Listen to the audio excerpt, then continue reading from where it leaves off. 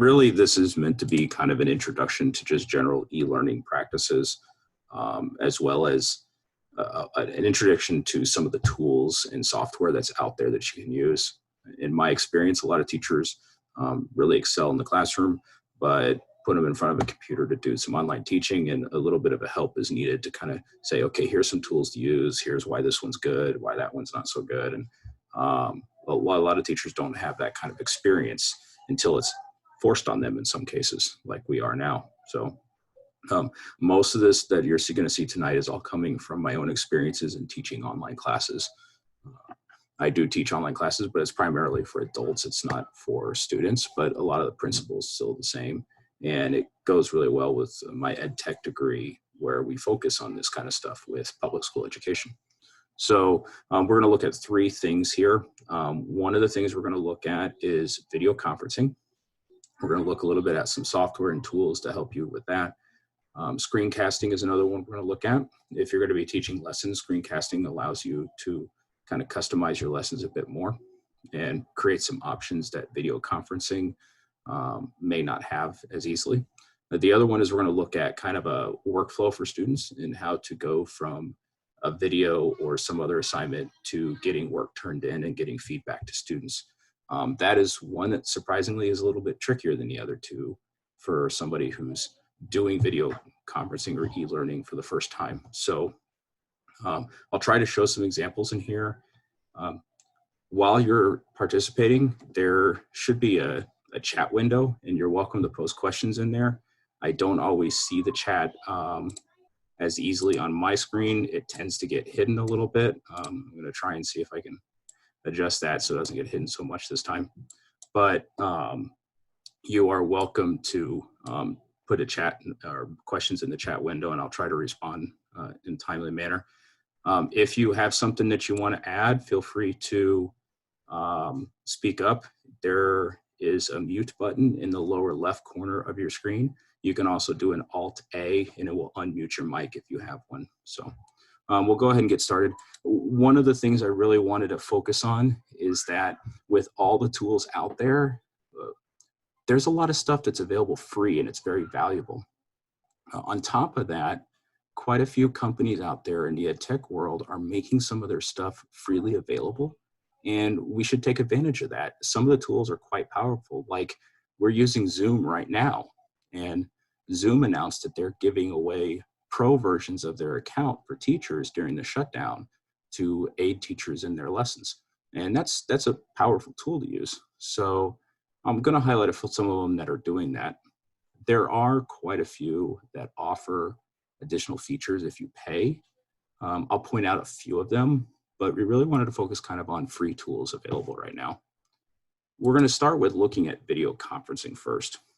And quite honestly, video conferencing is going to be the closest to what you're probably used to in the classroom. If your students have internet access, this is a really great tool. You can actually hold class online. And that's a really good thing because it's going to increase your student engagement. It's going to enable you to have actual group or class discussions with your students and do that informal assessment like you would if you were in front of them in a class.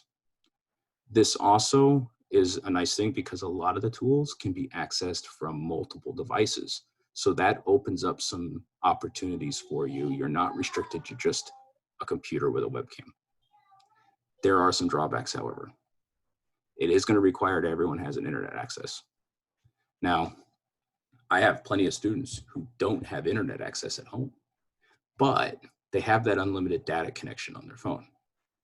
And that is their internet connection. So for instance, Zoom has an app for iOS and Android, so that unlimited data connection does not have to prevent them from participating in class. It does work best if you have a microphone or a webcam. If you have both, even better. One of the reasons why a webcam would be beneficial, your students can very easily sign in, not turn on the webcam, and you have no way to verify that they're actually there unless you speak with them or do something to engage them. And they could be sitting there reading a book and completely ignore you until they hear their name. If their webcam's on, You can tell they're participating. You can see that. I once had an online class and we could see this light kind of flashing on their face as they looked over here. And we figured out he was watching TV while he was listening to us. So that's where a webcam can be beneficial. One other big drawback is this is going to require coordination amongst all your students to ensure that everyone can join the class at the same time. That can be tricky if you have multiple teachers in your building who are all trying to coordinate this. So it's going to require coordination from the students, coordination with parents, coordination with your other teachers. And sometimes that can be a bit of a drawback if everyone's doing it. But with a little bit of planning, it can be overcome. There are quite a few tools out there. You're using Zoom right now to do this. It's the one I have the most experience with. Google Hangouts. Google Hangouts is free with a Google account. Google Hangouts kind of split into two last year. So there's two different versions. There's called Hangouts Meets and Hangouts Chats. Meets is the video conferencing tool. It is a bit limited, and I've heard some stories of teachers who have had kids come in and then the kids have more access than they should and start kicking people out. I'm going to guess it's a settings issue. Zoom has something similar. I can set this up where it puts everyone in a waiting room.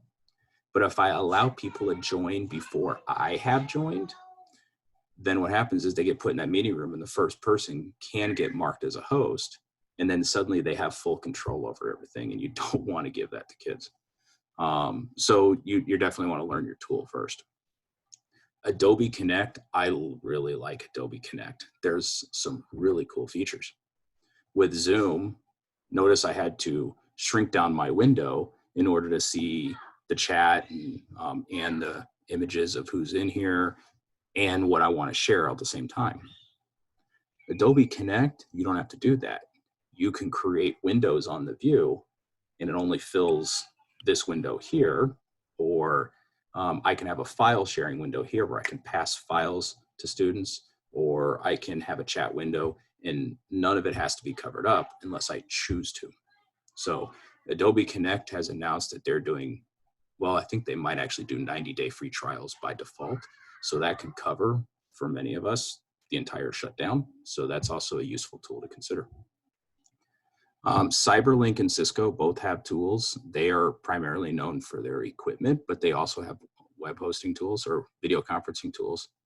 UMeeting, be aware, it only allows 25 people and a time limit of 30 minutes for a meeting. So that can be a hindrance, but it is free. WebEx has made their software free for teachers, and it looks like it's actually a pretty powerful piece of software. So it's something worth looking into. I've heard some others talk highly of it. I've never used Skype, but I'm told it can also be used. I feel it prudent to point out two concerns, however, because I've already seen a couple teachers mentioning these. Twitch and YouTube Live. Now, I'll be honest. If I were to turn around and use Twitch to engage with my students, I'm sure a couple of my students would probably be pretty impressed that I'm using Twitch. It might even earn me some street cred, but there's some downsides to using it. Both of these are well known amongst kids, primarily because this is how video gamers stream. There are some significant drawbacks, however. While your kids may be familiar and it's easy for them to join in, it's public, so anybody can join in.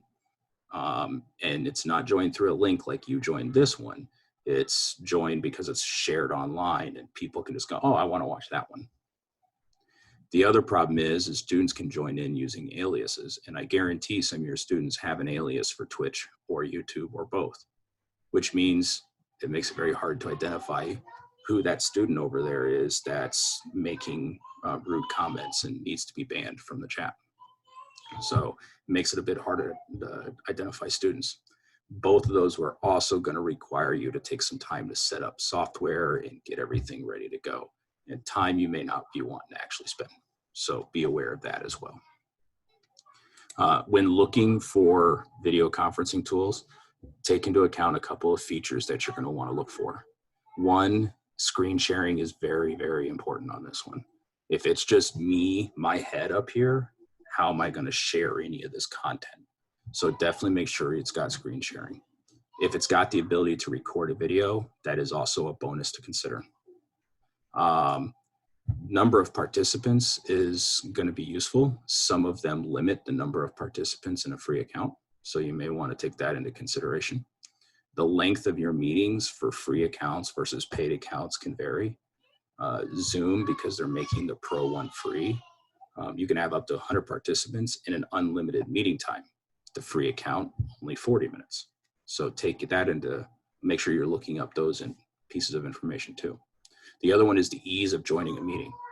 All you had to do is click on a link and select a few options and you're in. If the meeting takes a lot of stuff to go through to get kids to join, it's probably not the best tool to be using. A question, Cynthia, I've heard students can access Classroom through other devices such as PS4. It's possible if they've got an internet browser on those devices that yes, they can access stuff. I don't know how well it would work with the video conferencing, but accessing websites, yes, they can. So Chromebooks should not have any problem with this. Most of these tools all have a browser option. Zoom can be accessed through the browser. Heck, with Zoom, you can access it from a phone. So Google Classroom should be just fine, Chromebooks should be fine. So before I move on, are there any other questions with regards to video conferencing or tools that are available?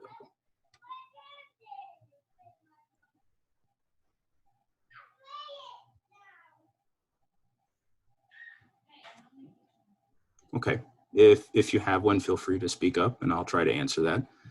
We're gonna move into screencasting because that's, video conferencing is one of the first things that can be considered. Screencasting is the next one for e-learning. This is gonna step away a little bit from traditional teaching and instead it is you teaching to a camera. In this case, you are recording a lesson being taught and then distributing that video to students. If you've ever toyed with or looked into flipped learning, that's basically what they're doing. The idea behind flipped learning is record a video of a lesson, send it out to the students. They watch the video at home and then come into the classroom.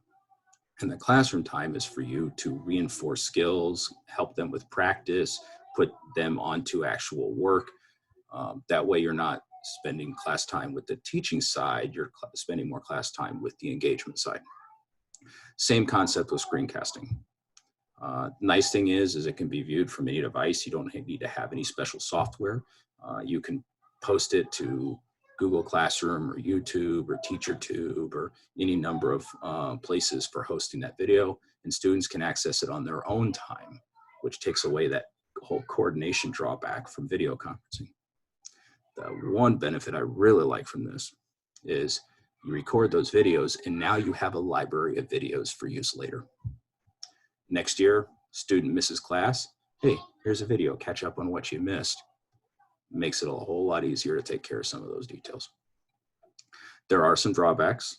Depending on the method shared, students can be less engaged. We'll talk about a tool later where you can engage students even with screencasted videos. Also, you are going to need additional strategies to verify that students are actually viewing the content. The other problem is this can take more time. I've got a 7-minute video on a concept in programming that I recorded. I probably spent an hour prepping and recording the necessary videos and preparing the work that I needed to use it. So it definitely takes more time to set everything up, to record, and to get that video ready for publishing. But in the end, it's all ready to go for me. And I don't have to go through that process again. There are 3 tools. There's 3 tools I recommend. There's others I don't recommend for various reasons. Screencastify is a really nice one. Gives you about 10 minutes on a free account. The company has offered to help out schools at no additional cost. In fact, the link that you'll have here, which you can get when I share the presentation, takes it to a Twitter feed where they announced all you need to do is have an administrator contact them. One person turned around and said that within an hour, they had the domain set up for their school district. So they are very eager to help schools right now. Screencast-O-Matic is the one I have experience with. They have a free version. You can record about 15 minutes, and it records in several video formats. The editor will require payment, but they charge like $18 a year for that license. And the video editor is actually rather useful. The other one is PowerSoft, and I realized I forgot to have this open. So I'll get that open. PowerSoft has a free version with basic editing options, and I think they are also attempting to help teachers out as well. And I think their free version even has unlimited recording time. So I said I've used Screencast-O-Matic, and this is what I've used it for. And in fact, here's the video I mentioned earlier. Now, one of the nice things I like about this is that it has a lot of editing tools built in. As you can see here, I can cut, copy, hide. I can insert other videos. I can narrate. That even allows for overlays. So if I come here, I have an overlay. I was able to splice together two different videos, a screencast as well as the recording on from a camera. Then I turned around and I can put these arrows and text in there to highlight the features that I need to. So those kind of annotations are useful. So I like Screencast-O-Matic. It has done me really well in the time that I've used it. Some features to consider. Some features to consider is recording time and video formatting. Most of them are actually really good with video formats. Editing ability is a benefit.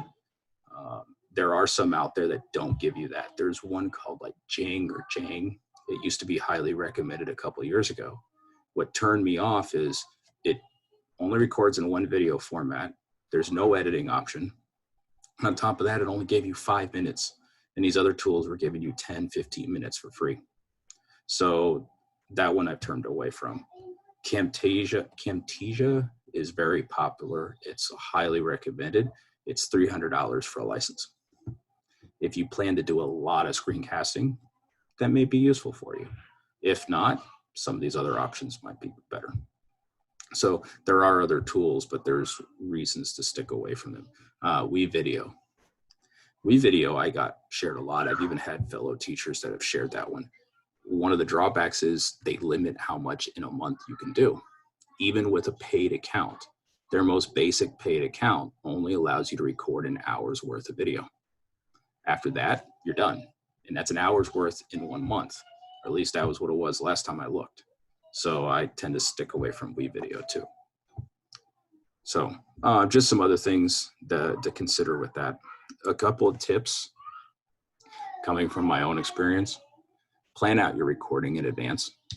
Take time to figure out what you're going to say, when you're going to say it, what are the actions you're going to do. Remember I said that 7-minute video took me an hour of recording. That also includes all the times I had to stop and restart over because I made mistakes or fumbled what I was going to say, or I was unhappy with how I did it. So plan that out in advance and definitely practice what you're going to do so that when you are taking that recording, you're good to go. Also give yourself plenty of time to do all of the work that goes with it. I also recommend learning your keyboard shortcuts. Screencast-O-Matic has a shortcut that allows you to pause the video at any point. Until I learned that, I'd have to pause by taking my mouse to the corner, hit pause, and then turn around and later on edit out that little bit so that way you didn't have a spot where it just stopped and the cursor goes across the view and then it looked really weird. So learn your keyboard shortcuts because they'll be helpful in improving the quality of your video. So once you have that recorded, then the question becomes, what do you do with the video? So in hosting, YouTube and TeacherTube, I'm actually surprised a lot of people have forgotten about TeacherTube, but YouTube is a very popular choice. Alice Keeler actually shared on Twitter within the last 24 hours the idea that post a video to Google Drive, because then you don't have ads like you would expect on YouTube. Bonus tip was, when you're ready to share, put the video into a PowerPoint or a Google Slides, because then again, no ads, and you can add text around the video to highlight things about the video as needed. Like, that's a really good tip. YouTube now has an option where you can select that it's for kids, no ads. So it's useful to consider that as well. Those are the three I recommend. There are others out there, but they run into some logistical issues. And just like YouTube, some school districts will still block those. So that's also why I put TeacherTube in there, because a lot of times you'll see school districts that block YouTube, but they don't block TeacherTube. So consider those alternatives. Then when it comes to sharing, well, class websites are a great way to do that. I have a Weebly site. I can post that video with whatever lesson information I want, and kids can watch it from right there in the website. Google Sites, WordPress, Wix, they're all useful tools used by teachers. Learning management systems, Canvas, Google Classroom, Edmodo, they all allow the ability to embed links to videos, so you can link to a Google Drive video, or even embed the video directly into the LMS.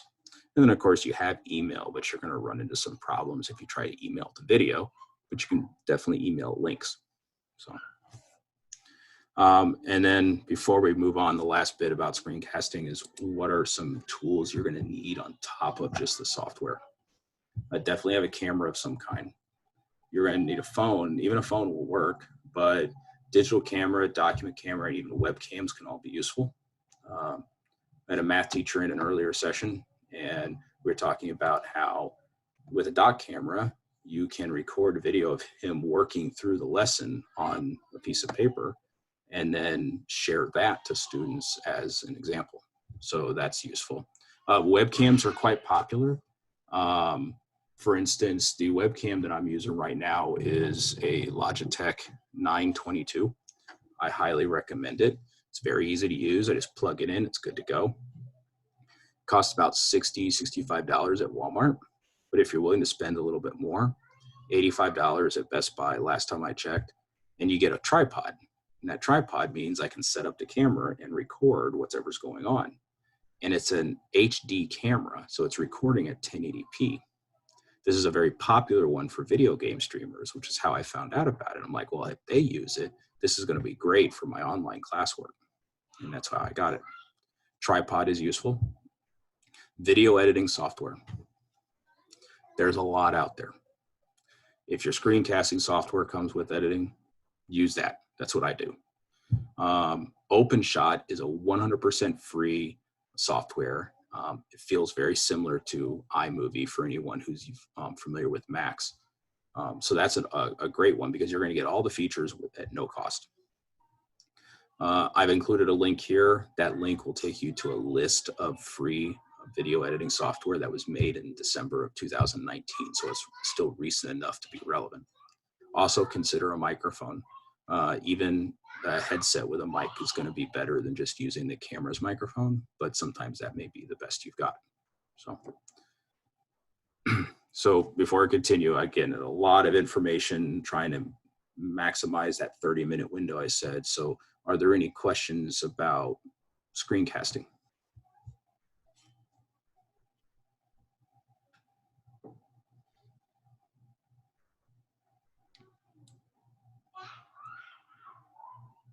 Okay. So I'll finish up. The last bit was talking about a student workflow.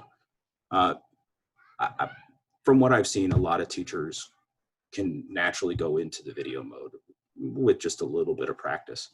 But the workflow is one where the best video you've got, you're going to fumble it if you don't have a good workflow for your students.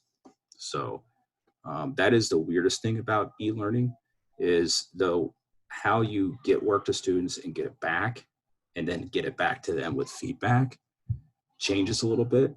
We have to take into consideration time. We don't have them in class. So there's some additional factors here. One thing I like to focus on is just what are the steps to consider. So The step one is you creating and sharing the content. Step two would be the student actually reviewing the work and doing the work. Step three is they've got to actually turn it in. And we all know that students sometimes struggle to turn in the work even when it's done. So I consider that its whole step on its own. The last thing is you've got to grade and provide feedback. This is the part in e-learning that is probably more critical than anything else. You don't have the students in front of you. You've got to be on the ball when it comes to feedback. And quite honestly, I would say if you're unable to provide the feedback within 24 hours, you're missing an opportunity with students. You've got to get that feedback to them. And the reason why is because they've turned it in. They need that feedback while it's still fresh in their mind. They're used to a couple days when it's in person because they can come up and ask questions to you, but that's not an option online as easily. So be very diligent about providing that feedback and make sure that it's effective feedback. Don't just say good work or needs correction. Give details. When I've done feedback with online participants, it's several sentences long describing what needs to be done because I'm not in front of them. I can't point it out to them. So you need that deliberate feedback. So here's an example of how I might set up that workflow. First thing is on my end, the setup, I'm going to record that video and I'm going to create a worksheet on Google Docs that goes with it. I'm then going to upload that video to YouTube. That's my method of sharing with students because then I can reuse it over and over. I'm also going to create an assignment on Google Classroom. Now, when creating that worksheet, I'm going to keep it short. So for example, I have an activity where students in my app design class, where students are just really starting to learn the basics of what they're doing. So they all receive the same instructions. So assessing their app isn't going to give me a lot of good information. They should all be at the same spot when they're done. So instead, I get a screenshot that says, take a screenshot of your code. And that's for me to just say, okay, yeah, you actually completed it. I can see you did the work. If I see two different kids turning in the same screenshot, okay, then I start digging deeper in person with them. Next, I want to know that they can actually engage with algorithmic thinking and flowcharts. So I give them a sample here and say, write a flowchart for this sample of code. If they don't understand flowcharts, they'll mess this up. Then I'm going to say, okay, let's see how well you can go from written to actual production. And I give them all these blocks that says, you're not going to use all of these. Pick the blocks you think are going to work best and arrange them to meet this task. And I describe the task, and then they take a screenshot. The last thing is, okay, this app, when it's done, has some weird behaviors. How would you improve it? And this is about them thinking into the evaluative side of designing an app, the bug testing and improvement side. And it's getting them to think about, hey, you just finished making an app, but what could you do better? And so I'm checking for mastery and some key skills that I need to know that the students are able to design an app. And this is still an introductory lesson. So the questions are relatively simple, even if it pushes the kids a little bit and shows some higher depth of knowledge. Notice 4 questions. If you're going to do e-learning with students, you don't want lengthy documents. You want to keep it short. You're not going to be able to keep them engaged at home on a computer for hours on end. So keep your actual assessment of their mastery short and effective. Then once you get the student interaction side, they watch the video, they complete the worksheet, you grade and provide feedback, and then you return it to the student. And you're going to take some time to get the students into this mode, but when that comes back, they need to actually review the feedback. And if needed, update and send it back for revision, because you want to give them an opportunity to improve since they're not in front of you and you can't provide that feedback live to them. So give them an option to be able to revise their work when doing e-learning so that they can improve and work towards mastery. There are a couple tips to help you with this workflow or to help with engagement, because engagement in e-learning, it's difficult with adults, so it can be difficult with kids. One is to keep the content short. If you're doing a video, most of my videos that I share are less than 10 minutes. In fact, I find my average is usually between 5 and 6 minutes. So keep the content short and to the point. Also, when it comes to the actual work, try to reduce any unnecessary work. So a math teacher might have them practice lessons, but the actual or practice work, but the actual stuff I'm going to grade might be just a short assessment that allows me to check their understanding with a few key questions. Also, you need to provide that timely feedback. You will keep them more engaged if you have that feedback, just like you would expect in a real classroom. Now, there are some tools that can help with this. Flipgrid is a great tool. Basically, you record a short 1 to 5 minute prompt, a video prompt, give it to kids through the Flipgrid app. They then have the ability to record a response. So they get out their phone and they sit there and they speak to the phone and they record their response, and it gets uploaded back into the assignment on Flipgrid. This is great for discussion-based assessment and allows them to explain and talk about what they've learned as opposed to just answering some written questions. Seesaw is also another popular tool that allows you to create kind of a digital portfolio for students, where they can go around and record something and then talk to their phone, talking about what they've learned, and then store that into a digital portfolio. I'm seeing a ton of teachers growing onto using Seesaw as schools are going shut down because it's got a lot of really useful features for this. If you're going to do videos, consider Edpuzzle. Edpuzzle, you take a video from YouTube, you bring it in, and then it gets chopped up into bits. At the end of each bit, you have a question prompt. From that question prompt, you can then turn around and engage the students through an interactive video. The nice thing is it tracks how far kids go, and it won't let them continue on if they don't answer the question correctly. So you can set that up as well. So that's also a useful tool. And they have announced they are offering support for teachers during the shutdown. So it's also another good one to consider. If a free account, you only get like 20 videos. Reach out to them, and I think they're extending that quite a bit for you. So those are all some strategies for student workflow. A couple of additional resources to share, just because this has been really big. Amazing educational resources to engage with students. Somebody put together a Google Sheet, and the Google Sheet was all stuff that listed full of companies that were making their ed tech products available to teachers. It grew so big that they now have an entire website where he keeps this maintained. And as you can see, there is a massive list of things here, and I'm only at the M's now. So the list of stuff to use is immense, too immense to really cover everything. But if you're looking for stuff, you can very quickly you can look through here and find some tools that you may not have even heard of before. The free video editing software. Here's those 24 programs I mentioned earlier. This was an article done only a few months ago. So lots of good tools that you can use there. The last one is this Teaching During COVID-19. This is a Facebook group that was put together to help teachers across the country. I have seen this thing grow immensely over the last 24 hours. The member list was just shy of 40,000 as of last night.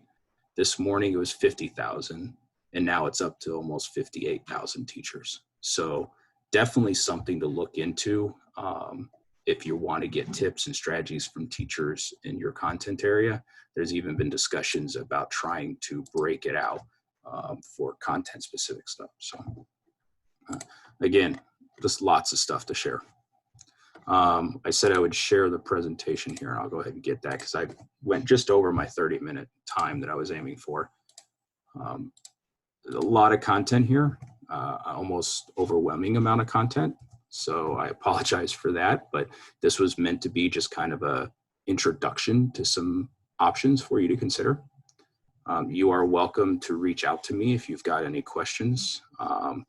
The document that I was sharing for everybody on how to sign in has a link to my Twitter handle where you can easily reach out to me if you've got questions. I'll stay on here if anyone's got some questions too, but I know some of you may be wanting to get out of here. You might be tired of looking at my bald head, and so thank you for attending, but I'll open it up for questions if anybody has some.